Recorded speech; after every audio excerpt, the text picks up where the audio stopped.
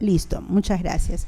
Entonces vamos a hablar acerca de catéteres con guía y la dificultad en la extracción de las guías metálicas.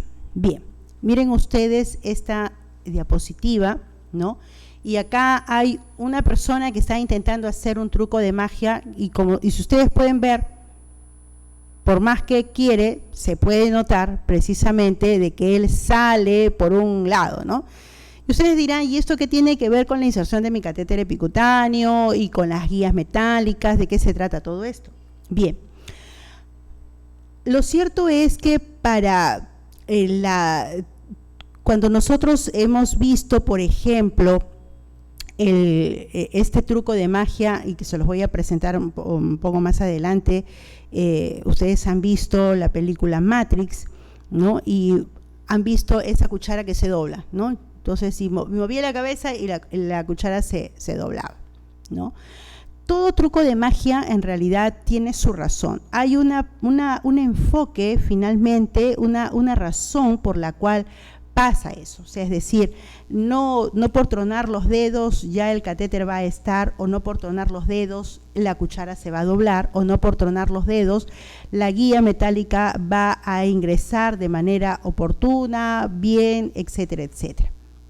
Aun cuando querramos que estas cosas mágicas realmente sean realidad, lo cierto es que hay una base, ¿no?, científica para poder determinar y para poder decir de que está pasando esto por tal o cual razón.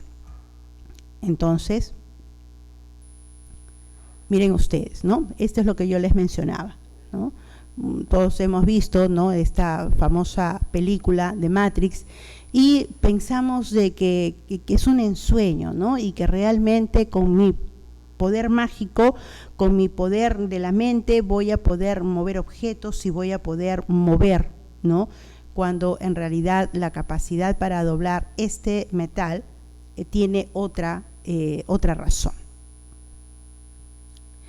El misterio, entonces, mis estimadas participantes, no está en el poder, ¿no?, de doblar la cuchara de Keanu Reeves, sino que está en cómo ha sido fabricada esta cuchara. Entonces, es el tema de la fabricación de la cuchara lo que me interesa y lo que tiene que ver precisamente con las guías que vamos a trabajar ahora. En el año 1961, en este laboratorio Naval Ordnance Laboratory, y si ustedes ven la NOL, ¿no?, son las siglas de la Naval Ordnance Laboratory, empezaron a trabajar acerca de un recurso que les permitiera ingresar o hacer este tipo de procedimientos que utilizan guías metálicas y sobre todo que sea una guía segura, que no sea corrosible, y que tuviera inclusive hasta cierta capacidad de memoria, es decir, que pueda tener la capacidad de doblarse y que una vez que se retraiga, una vez que se retire, pueda tener nuevamente su capacidad para volver a su forma natural, a su forma original. Entonces se ideó una serie de estrategias, estuvieron buscando una cantidad enorme de elementos, de metales para encontrar precisamente lo ideal. Entonces descubrieron que combinando el titanio, que se los presento aquí, con el níquel, ¿no?, surgía este material que tenía memoria, que era capaz de ser no solamente biocompatible, sino tener esa flexibilidad para poder ingresar al cuerpo y de esa manera también, pues, no hacer el procedimiento que se requiere, que en este caso es la colocación de un catéter epicutáneo con guía metálica, que pueda ser de utilidad y que no genere demasiado que no genere irritación, porque las guías que se utilizaban anteriormente no tenían esta característica, eran demasiado rígidas, duras, y entonces se producían demasiadas complicaciones al hacer estos procedimientos. Entonces, este material recibe el nombre de nitinol, nit de níquel, ti de titanio y nol por la abreviatura de laboratorio que ya les he mencionado, ¿no? Entonces, la combinación de níquel, titanio y la Naval Ordnance Laboratory, las siglas, hacen, ¿no?, esta combinación, y tenemos nosotros el famoso nitinol, que es el material con el que se fabrican actualmente algunas guías para este tipo de dispositivos. Por ejemplo, uno de ellos el epicutáneo, porque hay epicutáneos inclusive de Unfrench que tienen guías muy delgadas. Si una catéter de Unfrench es ya delgado, este sí es un cabello, ¿no? O sea, muy delgado, y el material de fabricación es precisamente este. Entonces, este nitinol es un material que permite acomodarse muy bien y que va a cambiar de acuerdo a la temperatura, ¿no? Normalmente el estado es un estado de martensita, ¿no?, en el que está deformado, ¿no?, la guía, porque está en un estado, digamos, en una temperatura fría. En esta temperatura está frío y es una fase martensita. Pero si yo empiezo a coger con el calor de mi mano y con el calor del cuerpo internamente, entonces esta empieza a tener una fase austenita, en la que ya empieza a deformarse y empieza a hacer, a adoptar la forma, ¿no?, del cuerpo, ¿no? Esta es la fase austenita. Entonces, el misterio de la cuchara doblada es precisamente esta, porque la cuchara, ¿no?, para que ustedes lo entiendan un poco mejor, la cuchara está fabricada precisamente de nitinol, ¿no?, que le va a permitir acoplarse o variar, ¿no?, la forma, precisamente enfriándola o calentándola de acuerdo a la temperatura de la mano, es que hace que esta cuchara cambie. Y de hecho, los magos utilizan precisamente estas cucharas como parte de su show de magia. Entonces, en medicina utilizamos nitinol, sí, y de hecho, inclusive también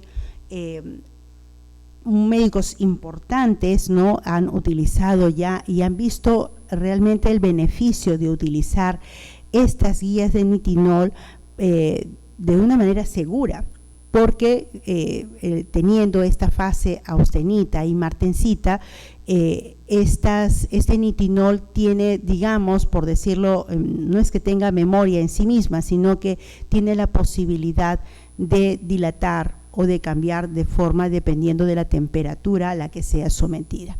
Entonces, las primeras utilizaciones o las primeras aplicaciones de este nitinol ya se realizaron en el año, y casi inmediatamente después de que ya en el laboratorio se fabricó.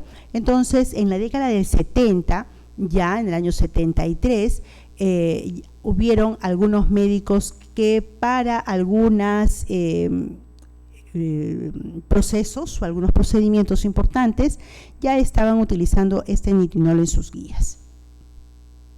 Una de las razones por las que este nitinol ha tenido realmente tanto éxito es porque, a diferencia de otros materiales que son más rígidos, este se adapta, es muy flexible y es aparentemente es un metal, ¿no?, pero es realmente muy seguro.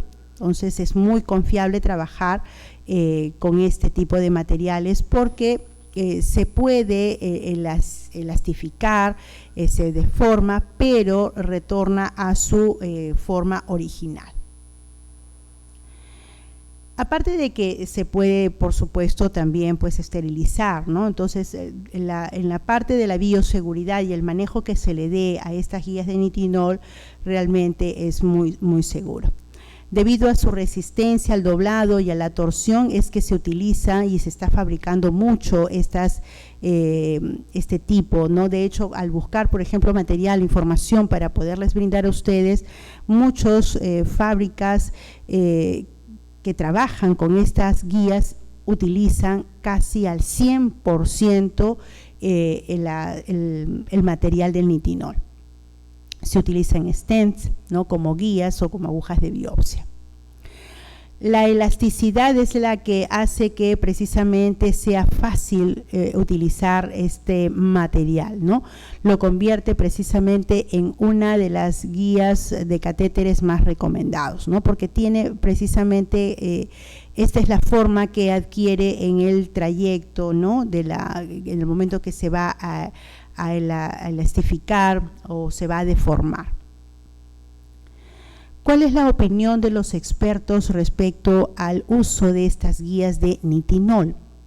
Los profesionales destacan que realmente es muy fácil trabajar con ellos porque se puede cambiar de forma, pero lo importante es que después puede llegar a su forma original. Lo importante es que cumple el cometido de trabajar como una guía óptima para que pueda llegar, en el caso de un catéter epicutáneo, con éxito hasta la vena cava superior.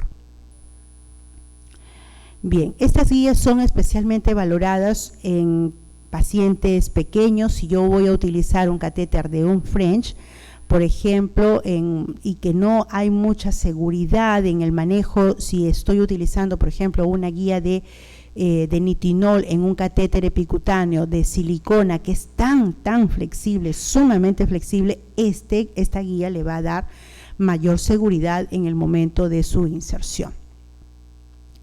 Bien, entonces, miren, hasta acá termina la ponencia con respecto a las guías de nitinol, pero para poder complementar, ¿por qué razón hay resistencia cuando se ha ingresado y no puedo retirar fácilmente esta guía?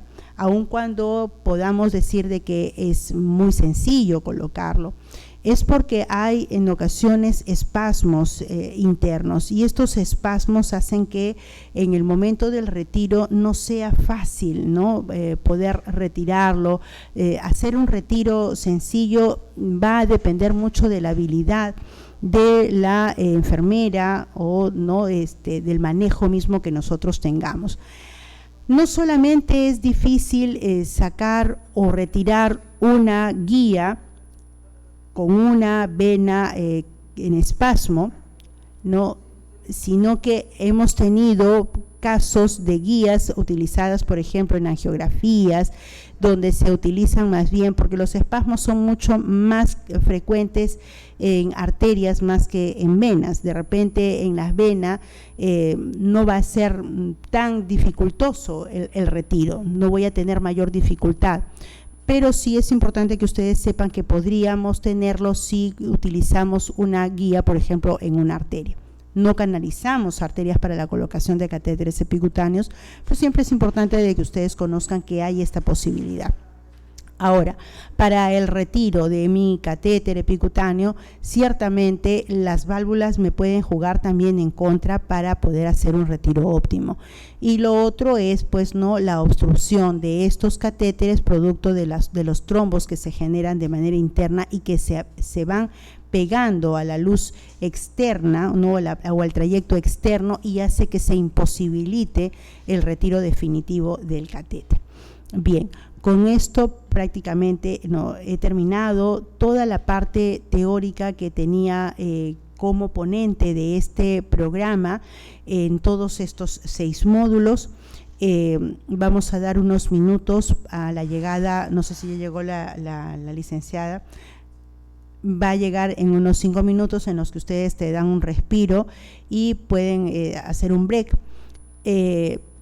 Conmigo hasta el día de mañana, que tenemos, muchas de ustedes tienen ya programado su práctica así es que el día de mañana nos estamos viendo. Y para quienes no han podido hacer su práctica ni en el primer taller ni en el segundo taller, hay una oportunidad.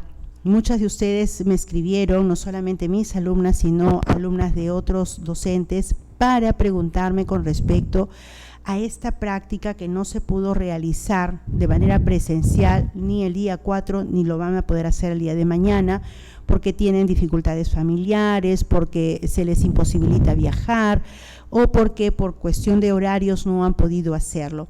Estamos tratando de brindarles todas las facilidades para que ustedes puedan realizar su práctica el día del examen final. Antes de hacer el examen, habilitaremos una sala con una docente estrictamente para que ustedes puedan hacer previo al examen final una práctica, y con eso pues ustedes puedan garantizar, es decir, ese día ustedes pueden hacer la práctica de la introducción y el examen final con la introducción completa, con todo el esquema completo que involucra la inserción del catéter epicutáneo. Entonces, queridos participantes, conmigo hasta el día de mañana, y espero con muchísimas ansias verlos y finalmente ya dar por concluido el día 7 y 8 este programa tan interesante, tan amplio de introducción de catéter epicutáneo. Un abrazo para todos ustedes, me despido entonces hasta el día de mañana.